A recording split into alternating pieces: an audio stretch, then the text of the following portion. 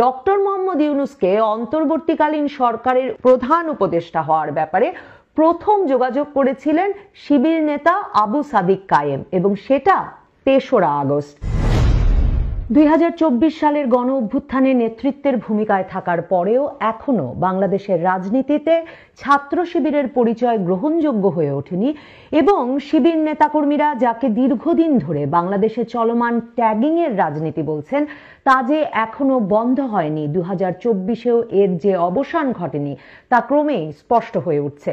সেই এরশাদ সরকারের পতনের পর, মানে ৯০-এর গণ অভ্যুত্থানের পর থেকেই রাজনৈতিক ঐকমত্যের ভিত্তিতে বিশ্ববিদ্যালয়গুলোতে ছাত্র শিবিরের রাজনীতি একরকম নিষিদ্ধ হয়ে যায়। আর গত ১৫ বছরে ১৫.৫ বছরের বেশি সময় চলমান শেখ হাসিনার শাসনামলে শিবিরের রাজনীতি ছাত্র শিবির কোনো বিশ্ববিদ্যালয়ে প্রকাশ্যে দাঁড়াতেই পারেনি। এই অবস্থায় জুলাই আগস্টের আন্দোলনে সারা দেশে লোকবল দিয়ে এবং তাদের রাজনৈতিক প্রশিক্ষণ ও শৃঙ্খলার মধ্য দিয়ে যে সমন্বিত আন্দোলনের নেতৃত্ব তারা দিয়েছে, তা শেষে বিশ্ববিদ্যালয়গুলোতে প্রকাশ্যে আসতে শুরু করে ছাত্র শিবির। ঢাকা বিশ্ববিদ্যালয়, চট্টগ্রাম বিশ্ববিদ্যালয় সহ সবগুলো পাবলিক বিশ্ববিদ্যালয়ে সমর্থন এবং জনশক্তি নিয়ে প্রকাশ্যে ছাত্র শিবির চলে এলেও ছাত্রদল সহ বাম সংগঠনগুলো এখনো তাদের সঙ্গে কোনো ফোরামে একসঙ্গে বসতে রাজি হচ্ছে না। অন্যদিকে বৈষম্য বিরোধী আন্দোলন যখন এখন রাজনৈতিক দল গঠন করতে যাচ্ছে, তখন শিবির ট্যাগিং দিয়ে তারাও শিবির নেতাদের কোনো গুরুত্বপূর্ণ পদে বসতে দিতে রাজি হচ্ছে না। এমনকি শিবির নেতা আলী আহসান জুনায়েদ, যার ডাকে সারা বাংলাদেশে লাল প্রোফাইল পিকচার হয়েছিল বলে এখন ছাত্র শিবির জানাচ্ছে, সেই আলী আহসান জুনায়েদকে বৈষম্য বিরোধী ছাত্র নেতাদের গড়তে চাওয়া রাজনৈতিক দলের সদস্য সচিব করতে যাওয়ার ক্ষেত্রে বাধা দিচ্ছেন নাহিদ, আসিফ, মাহফুজের মতো উপদেষ্টারা।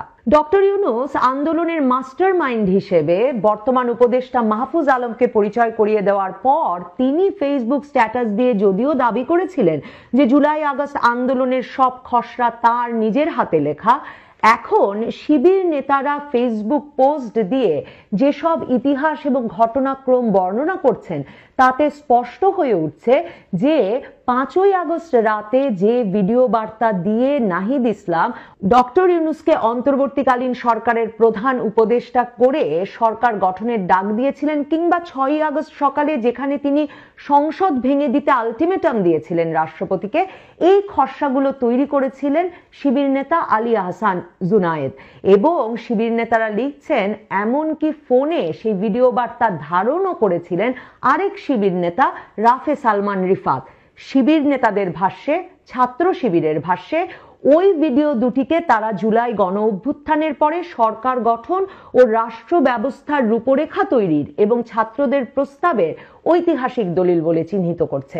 শুধু তাই নয়, জাতীয় নাগরিক কমিটির সহমুখপাত্র এবং শিবির নেতা আরেফিন মোহাম্মদ হিজবুল্লাহ তার ফেসবুক পোস্টে আরেকটি গুরুত্বপূর্ণ তথ্য দিয়েছেন।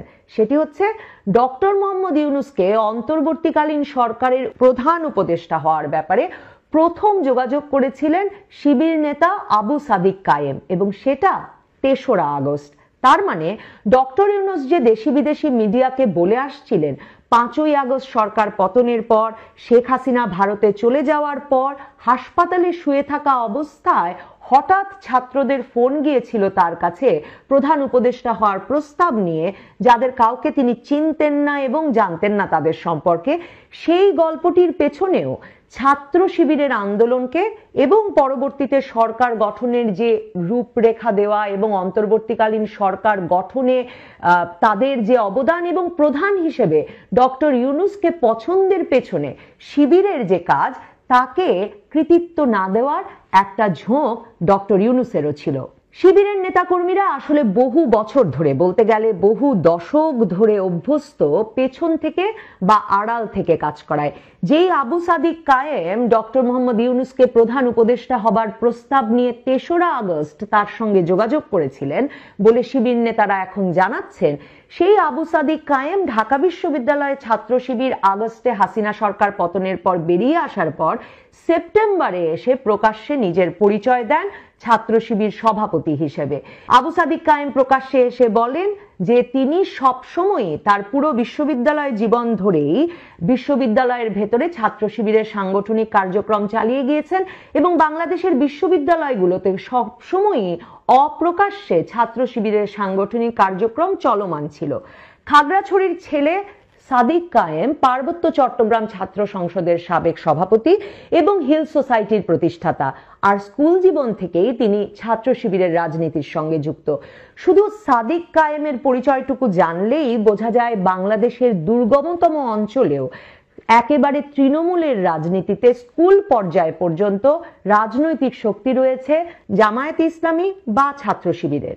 নাহিদ ইসলাম, আসিফ মাহমুদ, মাহফুজ আলম এই তিনজন উপদেষ্টা হয়ে যাওয়ার পর থেকে মনে হচ্ছিল যে এরাই বোধহয় প্রধানতম সমন্বয়কারী। তারা বলছিলেন যে সারা দেশেই তাদের সমন্বয়কারী ছিলেন এবং এটি একটি দেশব্যাপী আন্দোলনে পরিণত হয়েছিল।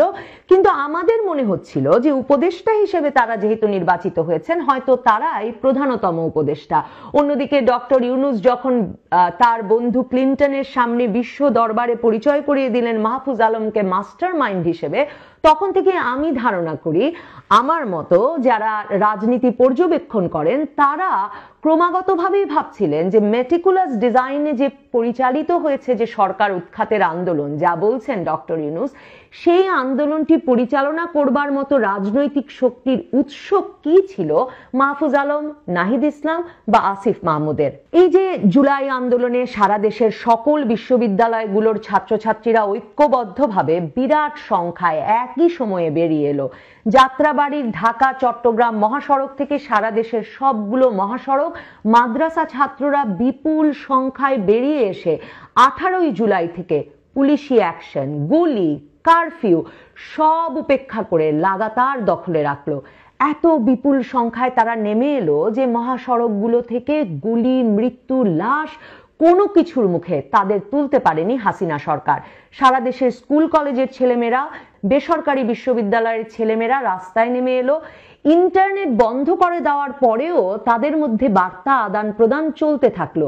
পুলিশের গুলি চলল, তার মধ্যেও একদল বুক পেতে দাঁড়ালো গুলির মুখে। এ কি সম্ভব সংগঠিত রাজনৈতিক শক্তি ছাড়া? অথচ মাহফুজ এবং নাহিদেরা কিছু পাঠচক্র, দেয়াল পত্রিকা, সাহিত্য পত্রিকা বের করা ছাড়া তাদের অতীত রাজনৈতিক অভিজ্ঞতা হিসেবে কোনো উদাহরণ দিতে পারল না 5ই আগস্ট পরবর্তী তাদের দেওয়া পত্রপত্রিকার সাক্ষাৎকারগুলোতে।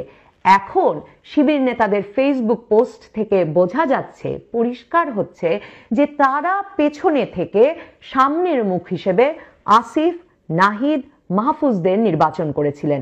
এমনকি 5ই আগস্ট রাতে, যাকে তারা 36শে জুলাই হিসেবে অভিহিত করেন, সে রাতেও নাহিদ, আসিফ, মাহফুজ ছিলেন শিবির নেতাদের সঙ্গে এক বাড়িতেই। আসলে কোটা মুক্তি তো নয়, জুলাই আগস্টের এই আন্দোলন জামায়াত শিবিরের রাজনীতির দশকের পর দশক ধরে নেওয়া সাংগঠনিক প্রস্তুতির একটা চূড়ান্ত পরিণতি বলা যেতে পারে।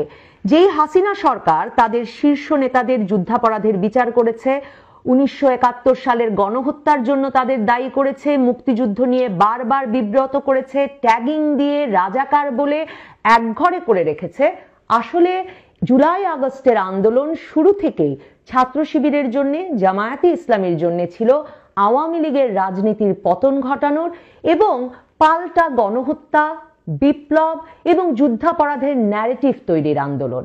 এই আন্দোলন 1971-এর বিপরীতে 2024-এর ন্যারেটিভ তৈরির এবং বাংলাদেশের সারা জীবনের মতো 1971 নিয়ে গৌরব এবং জামায়াত শিবিরকে নাস্তানাবুদ করার রাজনীতির অবসানের আন্দোলন ছিল।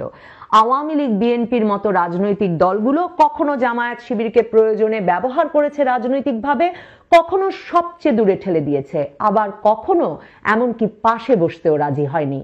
জুলাই আগস্ট আন্দোলনের বিজয়ের কৃতিত্ব বা ওই আন্দোলনের কৌশল নির্ধারণের জন্য সাধুবাদ কিংবা সারা দেশে মহাসড়কে মাদ্রাসা ছাত্রদের মৃত্যুকে তুচ্ছ করে অবস্থান থেকে স্কুল, কলেজ, বিশ্ববিদ্যালয় ক্যাম্পাসগুলো উত্তাল করে তুলতে তাদের সুদীর্ঘ রাজনৈতিক প্রশিক্ষণের মাধ্যমে গড়ে তোলা সাংগঠনিক শক্তিকে অস্বীকার করে এ দফায় সম্ভবত আর কারো ঘরে ক্ষমতা আর বিজয়ের ফসল তুলে দিতে দেবেন না জামায়াত শিবিরের কর্মীরা।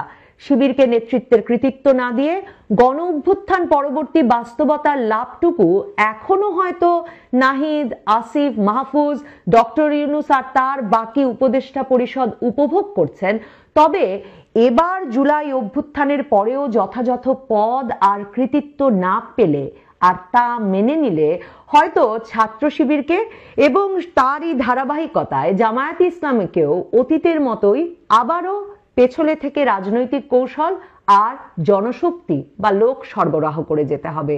বিশ্ববিদ্যালয় ছাত্র সংসদ কিংবা